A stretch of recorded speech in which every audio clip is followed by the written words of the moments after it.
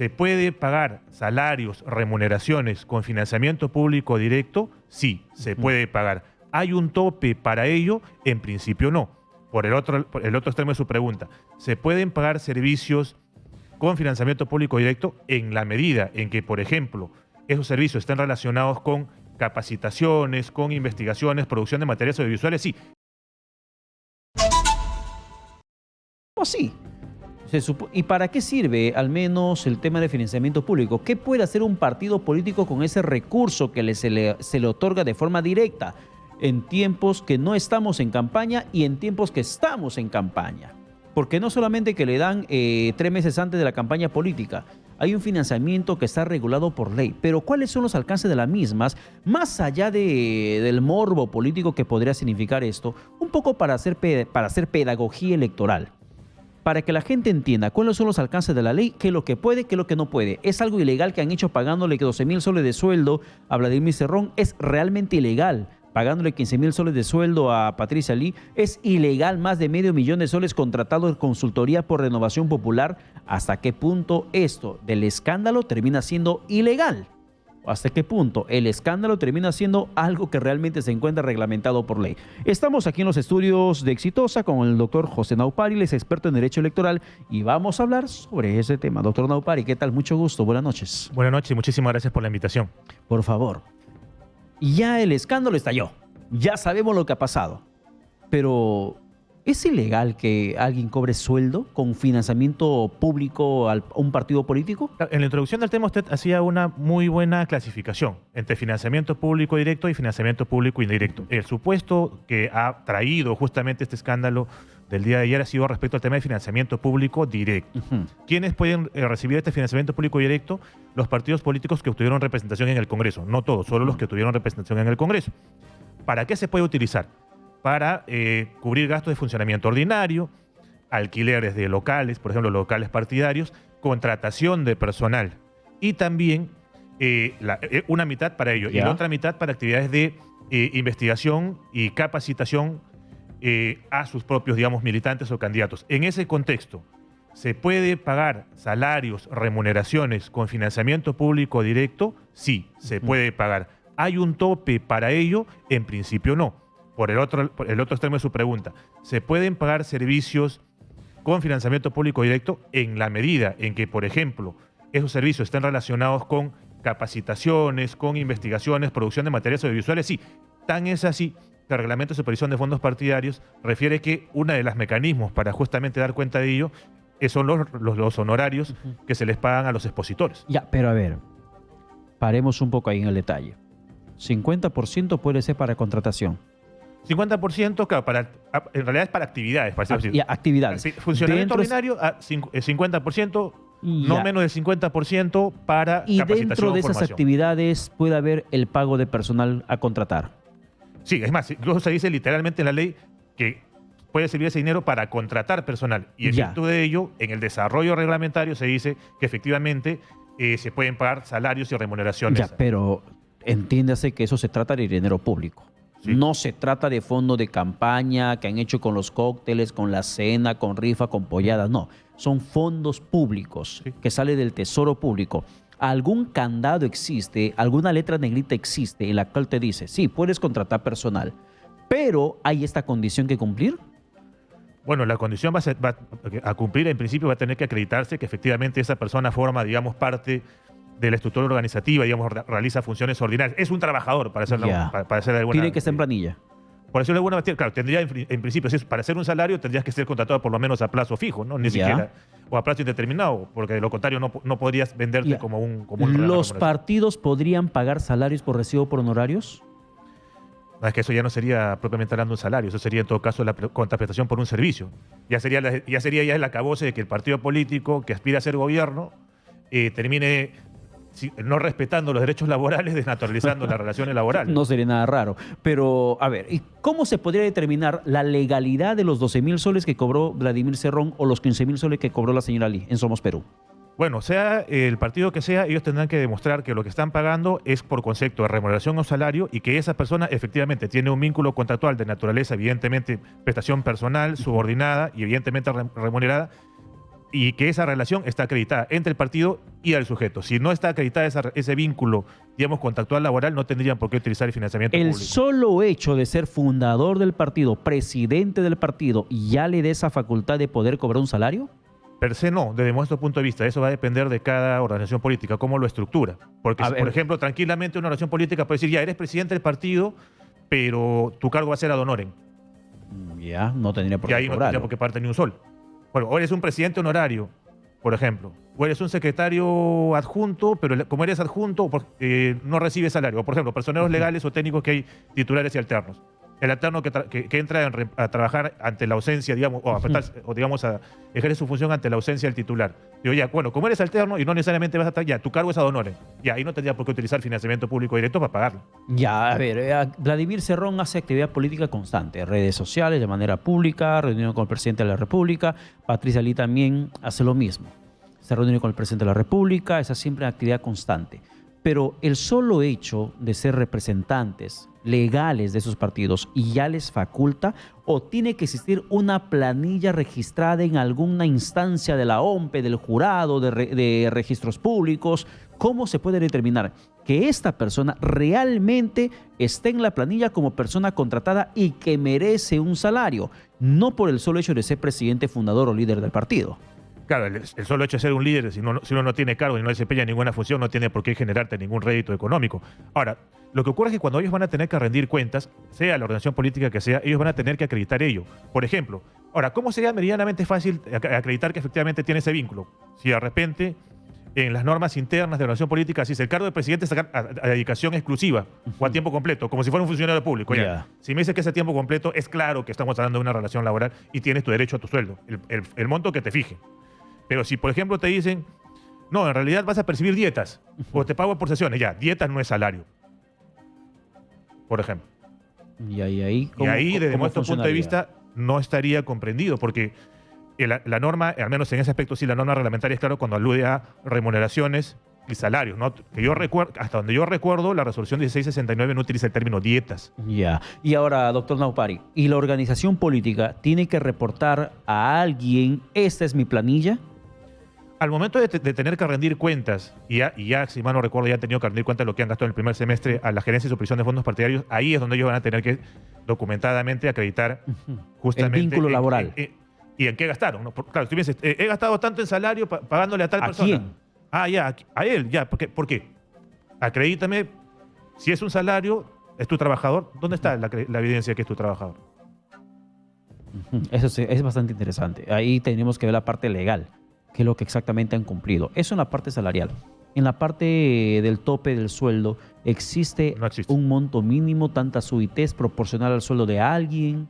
No existe límite. O sea, los partidos políticos podrían pagar 30.000 soles, 100.000 soles y sin asco cobrar. Y todo es legal si está registrado, reportado como trabajador. Claro, y evidentemente no te pases del tope que tienes para utilizar el financiamiento público directo para ese rubro, ¿no? Por eso un poco, en algún momento decía son de broma, si el monto del financiamiento público directo te da, tú puedes colocarte un comité partidario en una zona exclusiva de una ciudad que te cobren el alquiler lo que guste y es perfectamente válido.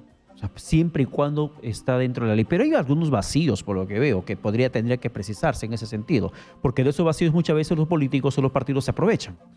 Claro, ahora, quizás más que vacíos, uno podría estar pensando en normas de repente quizás más claras y en finalidades más claras, ¿no? Es decir, creo que ya el reglamento nos ayuda bastante a desarrollar los conceptos contenidos en la ley. Hay incluso formatos que las organizaciones políticas tienen que llenar. OMPRE brinda asistencia sobre el particular, pero claro, siempre se puede, como toda obra humana, siempre es perfectible y el reglamento podría incluso estar más detallado. Contratación de consultorías, lo que ha hecho Renovación Popular. Depende para qué. Justamente, si es que ese servicio, llámese como se llame, consultoría o lo que fuese, se utiliza, por ejemplo, para contratar servicios de capacitación a candidatos o afiliados o para elaborar materiales de capacitación o estudios de investigación, por ejemplo, ¿no? Yo quiero elaborar un diagnóstico para hacer mis planes de gobierno. Ya. Es una investigación, ya. Y contrato a alguien, ya. Eso sí lo puedo utilizar, sí puedo utilizar financiamiento público directo para ello. O, por ejemplo, quiero difundir una actividad de capacitación. Ya, eso también lo puedo cubrir con financiamiento público directo. Por ejemplo, de Renovación Popular, de los 843.000 que he recibido, 226.650 soles fueron usados para pagarle al ex congresista fujimorista Julio Gago por un servicio de coaching a sus candidatos. Bueno, yo debo reconocer que no soy especialista en temas comunicacionales, pero entiendo que el coaching es algo parecido a cursos de liderazgo. Claro. Claro, si es cursos de liderazgo, sí entraría dentro de actividades de formación y capacitación. O sea, por eso decía al inicio de la entrevista y en la introducción, más allá del morbo político, entender qué cosa es legal, qué cosa es ilegal. Claro, y ahora, también hay un tema muy importante que precisar, y por eso es importante también lo que usted mencionaba en la introducción de su programa respecto a lo que va a terminar haciendo la Agencia de Supervisión de Fondos Partidarios, que es investigar. O sea, Claro. nadie está diciendo que per se sea ilegal, pero hay que investigar. ¿Por qué hay que investigar? Porque hay que, justamente como ocurre con la Contraloría en el control gubernamental. Porque ¿qué pasa si yo te pagué y el servicio no lo prestaste? Y después un monto similar al que yo te di, pues, supuestamente por un servicio que al final no diste, me lo terminas dando tú como aporte. Porque recordemos que las personas naturales pueden aportar, porque también hay financiamiento privado permitido. Ya, eso no sería casi una especie de una simulación de un servicio que no se prestó para poder ingresar el financiamiento privado, porque financiamiento privado no tengo límites, puedo gastar en lo que me dé la gana. Bueno, evidentemente no podré contratar propaganda de radio y televisión por la reforma del 2018, pero sí tendría mayor libertad para utilizar ese financiamiento. Entonces, ese tipo de cosas son las que se tienen que indagar. ¿Se prestó el servicio o no se prestó el servicio? ¿Quién lo prestó? Y ahí es donde también hay que indagar. Ese punto también le quería mencionar. ¿Tiene algo que ver este uso del dinero público, de los fondos de financiamiento a los partidos políticos, que no son necesariamente financiamiento para campaña, son financiamiento a los partidos políticos? ¿Tiene algo que ver con el referéndum 2018? En sentido estricto, no. ¿Por qué? Porque el 2018 incidió fundamentalmente en lo que es el financiamiento público para el indirecto. ¿Por qué? Porque justamente lo que buscó la reforma del artículo 35 fundamentalmente es prohibir que los partidos políticos y los candidatos contraten propaganda en radio y televisión de manera directa, con recursos privados. Y lo que dijo ahí es, mira, ¿sabes qué? La única forma que tú puedes colocar propaganda en radio y televisión es a través de, entre comillas, la denominada franja electoral, ¿no? Que ahora ya tenemos a nivel regional, que ya se está difundiendo, ¿no? Entonces, por fuera no me puedes contratar. Y sobre la base de eso se emite después la ley 31046, que trata de adecuarse un poco a esa reforma constitucional. Pero acá estamos hablando de financiamiento público directo, no del indirecto. Ya, y ya nos explicó usted lo que puede hacer legal en cuanto a lo que han hecho estos partidos políticos con ese dinero recibido, que en algunos casos se cuentan por millones y otros por cientos de miles de soles. ¿Qué no pueden hacer con esa plata? Bueno, en principio no deberían estar utilizando esa campaña, por ejemplo, para temas de redundancia de campaña, ¿no? Entonces, los fines son fijos. Digamos, el financiamiento público directo está pensado en los gastos ordinarios, en que sobrevive un partido, sobre todo justamente en periodo no electoral, ¿no? Entonces, y evidentemente en lo otro, respecto al tema de fomentar que el partido tenga más llegada o prepare mejor a sus cuadros. ¿Que haga una escuela política, por ejemplo? Exacto. Que era lo que hacía Fuerza Popular, hacer su escuela política con esos fondos de financiamiento. No solo la organización política que usted comenta, ¿no? Pero sí, como yo puedo promover investigación, formación y capacitación, para eso está, para hacerlo, para gastarlo fundamentalmente en invertirlo, para hacerlo más preciso, en periodo no electoral. O sea, yo no puedo darle fines electorales. Por ejemplo, yo no podía terminar utilizando la plata de financiamiento público directo para terminar pagando las tasas para presentar mi solicitud de inscripción de lista de candidatos, o para pagar tachas, o para pagar operaciones. Para eso no está el financiamiento público directo. Eso es interesante lo que menciona, porque, por ejemplo, en este momento la gente estará diciendo, sea con plata que le da el Estado para que hagan su campaña política, le pagan a los candidatos, le pagan al líder, le pagan a las consultorías, esa plata tendría que servir para campaña. Eso es importante precisar. El dinero que recibieron y por el cual se está cuestionando en estos momentos, en realidad fue para la supervivencia en tiempos no electorales. Claro, la razón de ser del financiamiento público directo es más, tan es así que podríamos decir que es casi como una especie de premio a las resoluciones políticas que obtuvieron representación en el Congreso. Premio para la desgracia que nos hacen en el Parlamento. Pero dentro de todo, al final de cuentas, son parte de la democracia representativa y por eso que, por ejemplo, un porcentaje, la distribución es 40-60, se distribuye equitativamente y el otro porcentaje es en función a cuántos candidatos ellos llegaron a colocar. Y es para que tengan vida orgánica. Exacto. Para que se institucionalicen los partidos políticos. Exacto. Y ahí es bueno que lo que usted menciona, porque correspondería traer a colación la ley 3995, que, por ejemplo, al día de hoy exigiría que los comités partidarios tengan funcionamiento permanente y de lo contrario puede apercibírseles una suspensión de la inscripción. Igual claro. Un mínimo de afiliados. ¿Cómo sigo cautivando a mis afiliados? Con actividades de capacitación, formando cuadros políticos. Para eso se debe empezar el financiamiento público directo. ¿Y es correcto hacer eso? ¿Hay alguna similitud con otros partidos, con otros países que hagan esto de financiar en tiempos no electorales la vida institucional de los partidos políticos? El financiamiento público directo, sí hay países que lo tienen. Ahora, más bien la pregunta es, ¿debemos tener solo financiamiento público o debe existir financiamiento público y privado? O de repente nos olvidamos del público y solo tenemos privado. Pero si solo tenemos financiamiento privado, no podría haber de repente mayor inequidad, porque si tengo un grupo de personas que tienen alta capacidad adquisitiva y se forman en un partido contra unos que no la tienen, ahí hay que también analizar qué tipo de partidos queremos. Ya, ahora analicemos algo más de fondo. Lo que estábamos comentando en estos momentos es que el dinero que recibieron, por la cual pagaron sueldo, pagaron consultorías, ese dinero básicamente es para que se institucionalice el partido, haga vida partidaria, haga su escuela política, genere bases, doctrina, ideología. ¿Y estamos viendo eso? En la práctica, en la vida real, ¿estamos viendo eso? Bueno, lo que pareciera es que en realidad a veces estamos como más resultadistas o más pragmáticos, ¿no? Pero la idea es justamente esa, ¿no? Formar ideología, tener por lo menos una línea clara y tener renovación en la política, tener cuadros en la política. Pero ¿cómo interpretas entonces, doctor Naupari, que llegan al Parlamento y las bancadas se fraccionan y hacen mini bancadas de 4 integrantes, otros no agrupados de solamente 2, están por allí en el Parlamento sin poder formar comisión, y en la vida política, en cada campaña electoral, siempre vemos invitados en las contiendas? ¿Y dónde está la base partidaria que se forma, que tendría que haberse formado con ese financiamiento directo que se le está dando con plata pública? Es que justamente usted toca un tema muy importante. No podemos seguir pensando en reformas parciales, tenemos que seguir pensando en reformas integrales y mirando el bosque y teniendo las cosas claras. Por ejemplo, perfectamente uno puede decir, ya, ¿quieres financiamiento público directo? Sí, pero vamos paso a paso. No, por ejemplo, tendría que exigirte de repente cuántos de tus congresistas son afiliados, por ejemplo. O de repente, si pierdes, si renuncia tu gente, te descuento financiamiento para eventualmente generar que propongas a gente que esté contigo hasta el final. O quizás de repente no necesariamente a nivel de ley, porque ahí hay un tema con la observación general número 25 del Comité de Derechos Humanos.